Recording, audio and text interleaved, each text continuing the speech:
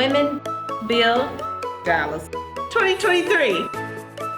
Women from all walks of life have come together to build stronger, safe communities through Dallas Habitat's Women Build Dallas initiative. Today, our neighborhoods are comprised largely of women and children.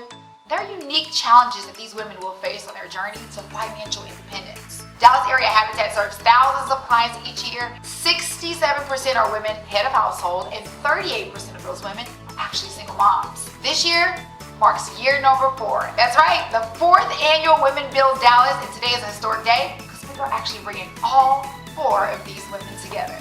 And we are here, ladies. I am so excited to have you all here. This is pretty iconic. I don't think everybody understands what a big deal this is. So I'm gonna let you all introduce yourself.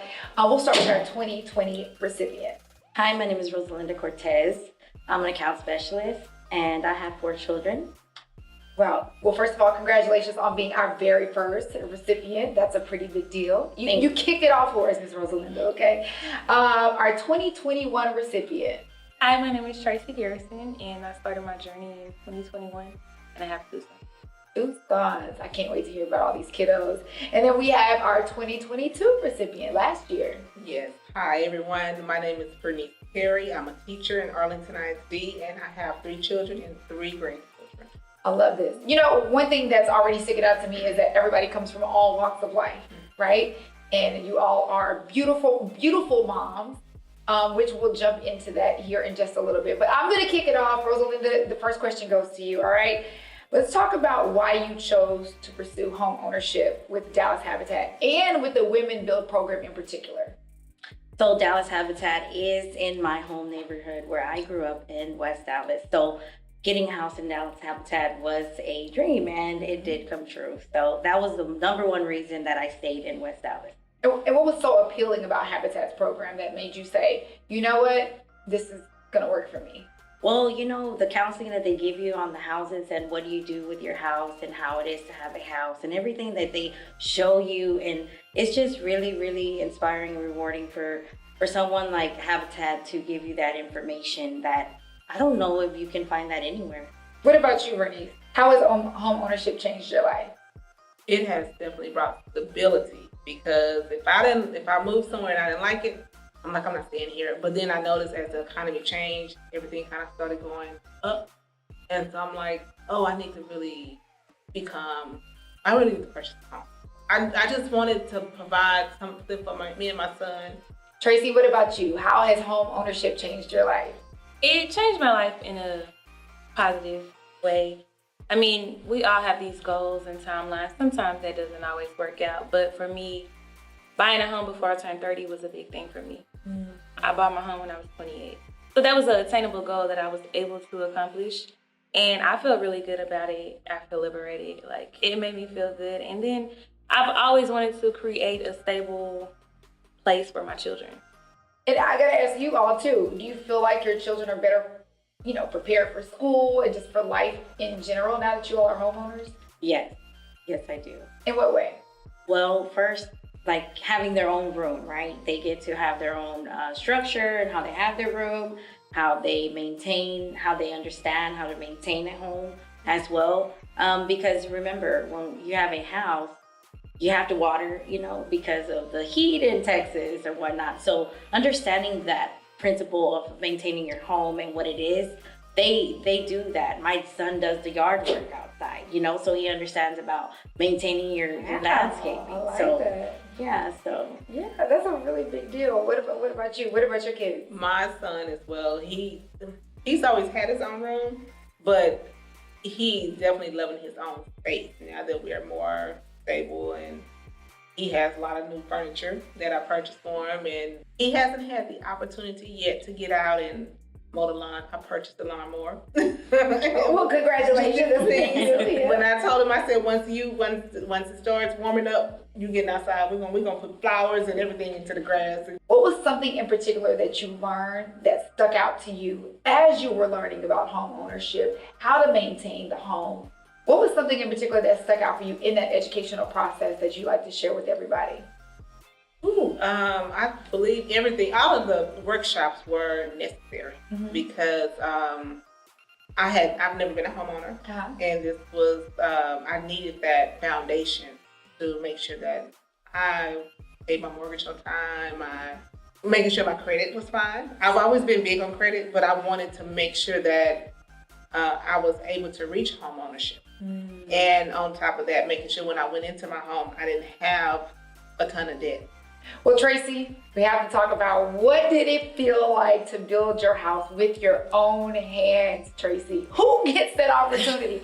Very few people.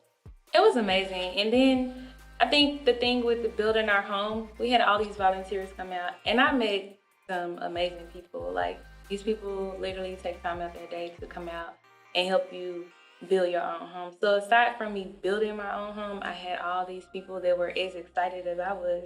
Like, it was their home as well. So the people I met were really the biggest thing for me. And then they wrote all these different like messages on the wood inside the house. I can't see them now, but they're there. I know they're there. You know they're there. And it meant a lot. Like, it really meant a lot. So literally, Tracy, I have to get the visual. You put on the hard hat, and you were out there with the nails, Tracy? I did. I learned how to drill. Sandy was amazing.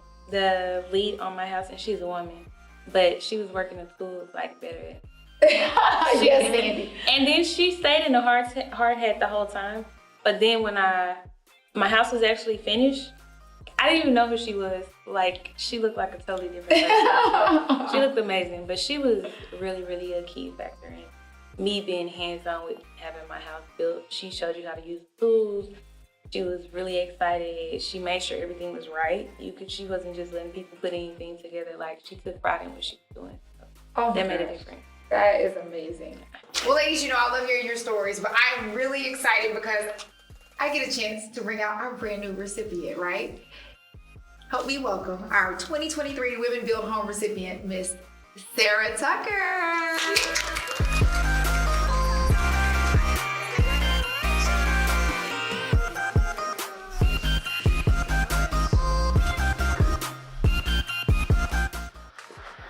All right, Miss Sarah.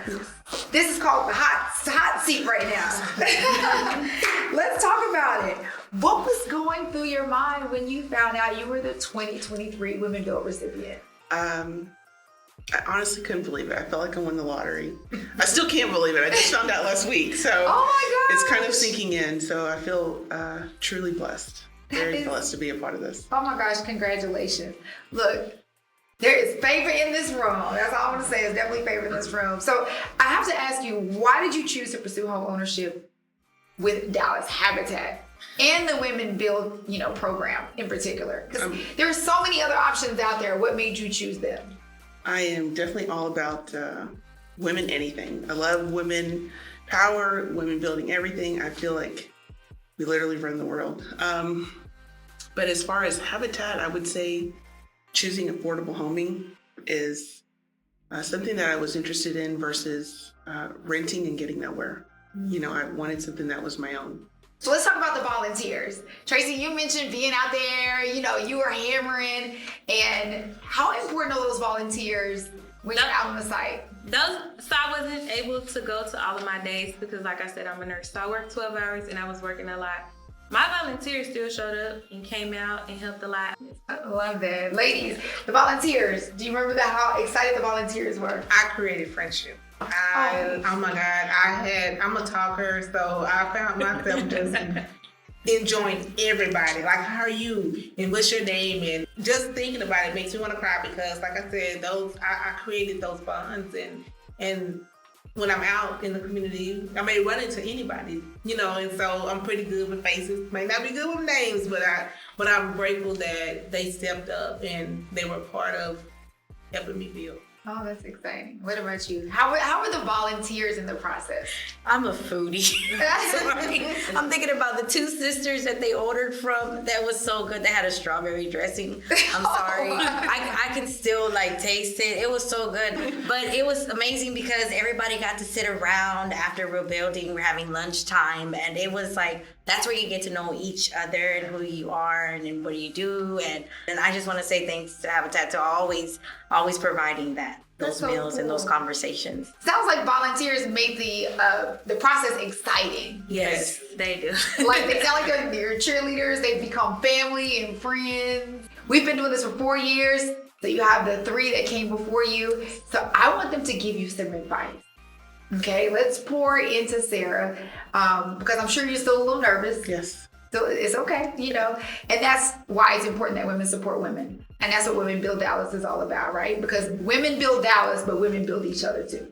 So I'm going to start with you. Since you're our first recipient, Rosalinda, what can she look forward to, or what is some advice that, as the first winner, you wish you would have had ahead of time that you can pour into her?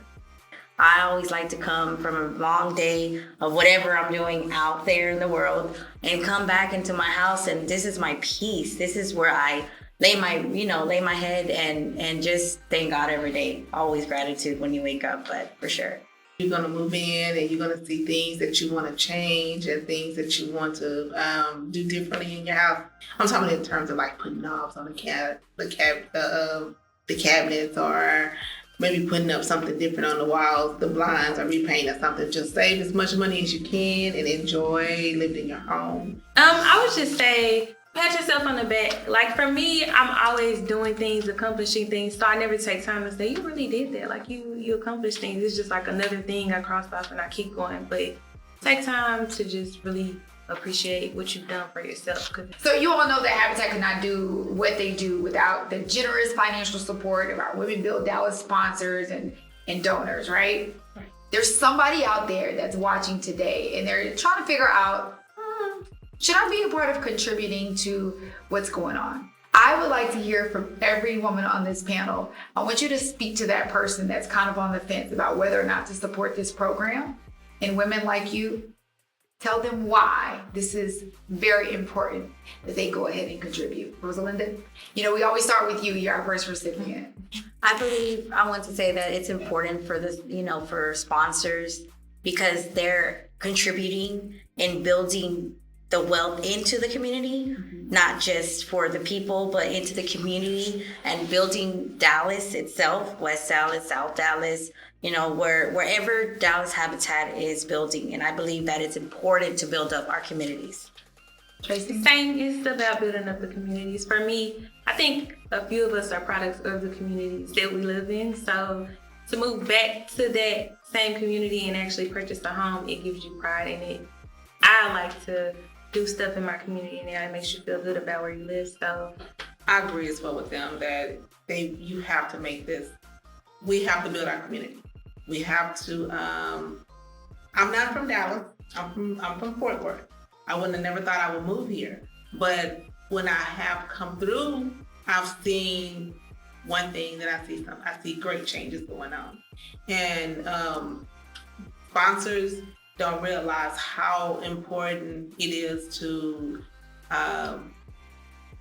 be a part of this, and it's making homeowners, people who are looking for homes and who are coming through Habitat, it makes it possible for them to have their home here while the community is growing at this time. So I definitely believe that they should jump in and, because their names are going to be in this community, and we're going to be able to look up and say, hey, y'all helped us do this, y'all helped us do that. So I think that would be great. Absolutely. Sarah, the donors and the sponsors and everybody that came together made this home affordable for you. So for that person that's sitting out there and they're trying to figure out whether or not they should also be a part of that contribution, what would you say to them? I would say that this is not just donating. This is changing lives. This is changing not just a family. It's their extension of that family. So this is so much bigger than just, handing a check over or, working a weekend on a home. You can't pay this back. This is just, it gives tenfold, I think, Yeah, I just want to add to that and just say, I'm looking at you ladies. You all are such an inspiration. I don't think that you understand. There are so many people that are watching today saying that if they can do it, I can do it too.